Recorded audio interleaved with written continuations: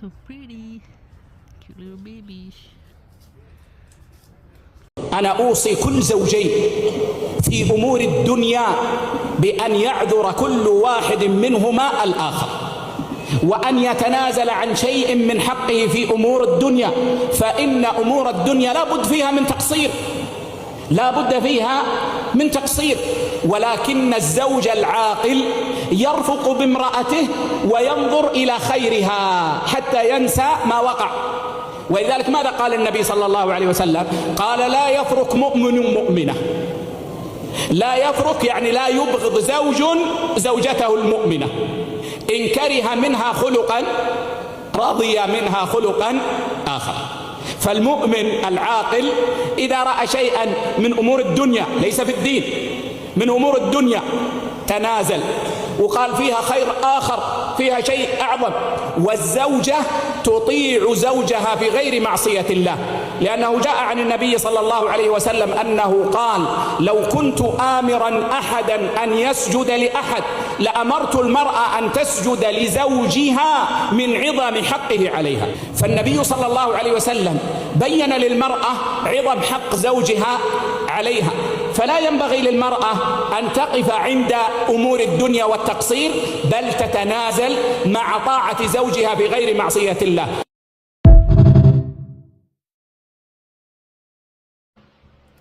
Assalamu alaikum warahmatullahi wabarakatuh. Hope you're doing well. So the Noble Sheikh had some great points that I wanted to discuss here, which really talks about the mercy believers should have with their significant other. And he mentioned, looking over someone's shortcomings and focusing on what it is that they have as a good trait. And this is really positive when you think about it, because we can often focus on the negativity and focus on resentment, bitterness, and viciousness even, and the venom we spew towards our significant other can cause a lot of distance and then eventually erode the romance overall. So I found his advice to be really important. And one thing we should note is that worldly matters, those are different from religious matters. And worldly matters, I often think of vanities, materialism, things of that nature.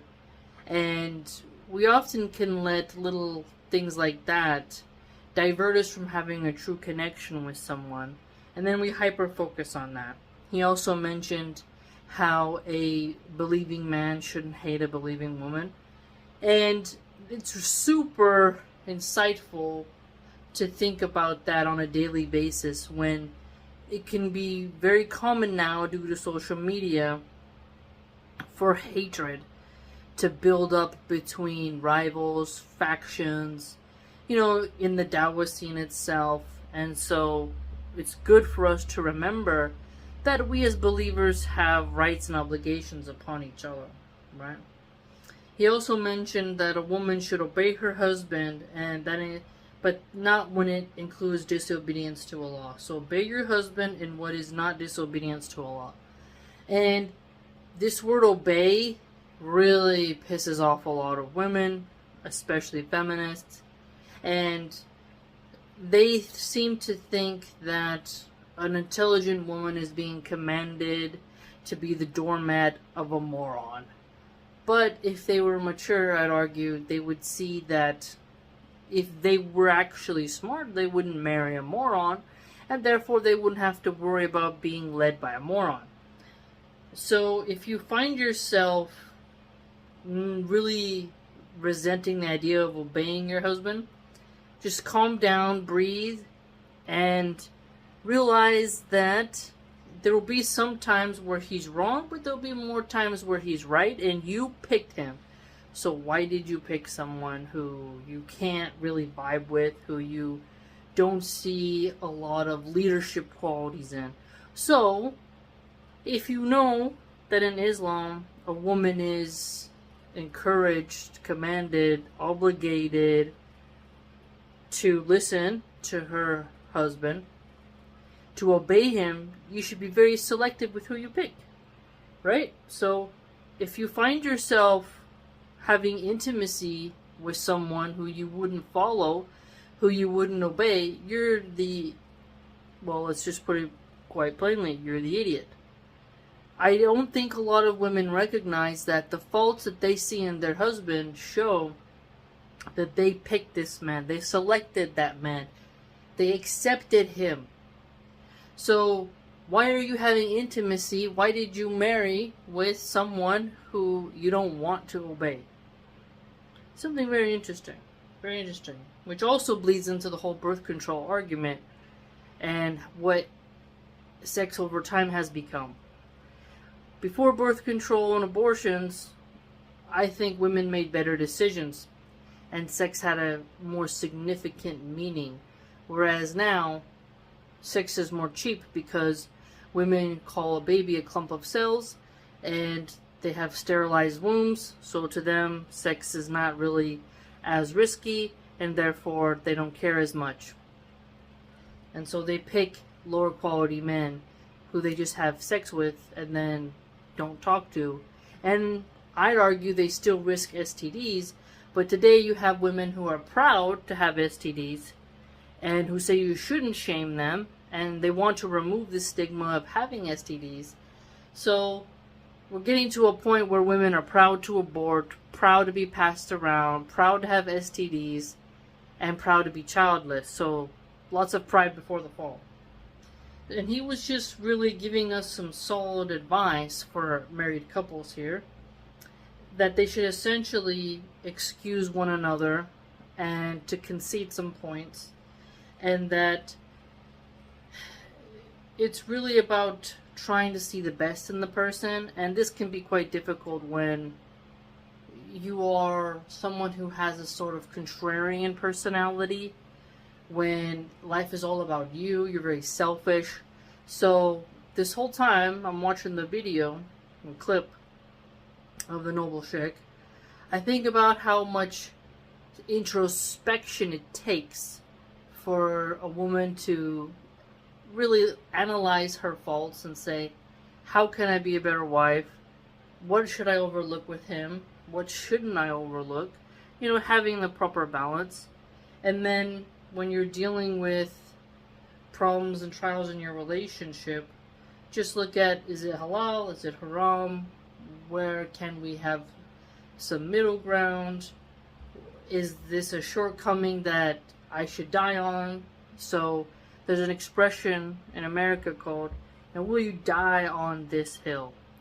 And if you're not willing to just keep nagging about this issue for so long, you should realize, just, let it pass, overlook it. Because if a lot of us women were honest, we'd sit down and realize how many times our husbands overlooked something that we did, or our co-workers, our own children. We're constantly stepping on toes, rubbing people the wrong way, and we want them to concede. But then when someone does something that we don't like, sometimes we can make a mountain out of a molehill. And what I liked about this sheikh is that he's trying to keep people together.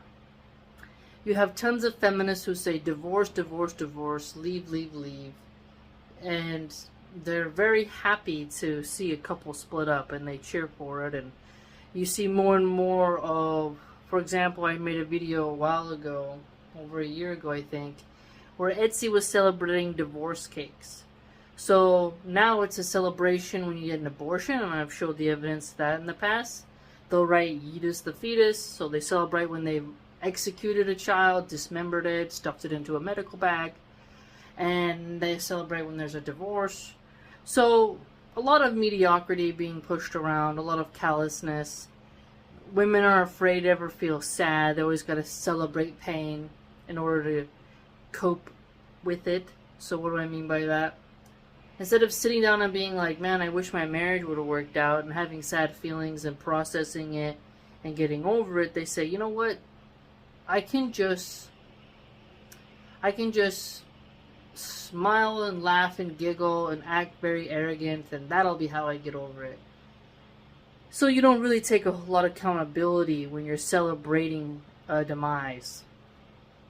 even if it's quite sticky, you can breathe a breath of fresh air, like, ah man, it's over. But to be gleeful, dancing, prancing, braggadocious about it, a bit obnoxious, then I feel like you didn't really learn something, because when a relationship fails, both played a part, and a lot of women don't like to admit that. And so he's reminding us about not letting hate build between us. Don't let worldly matters divide us. Let shortcomings pass, and to have some sort of mercy towards one another. And I think in this day and age, such advice is golden, and I wanted to make sure that I covered it here. Let me know what you think. Please like, comment, subscribe, join the blog. Until next time.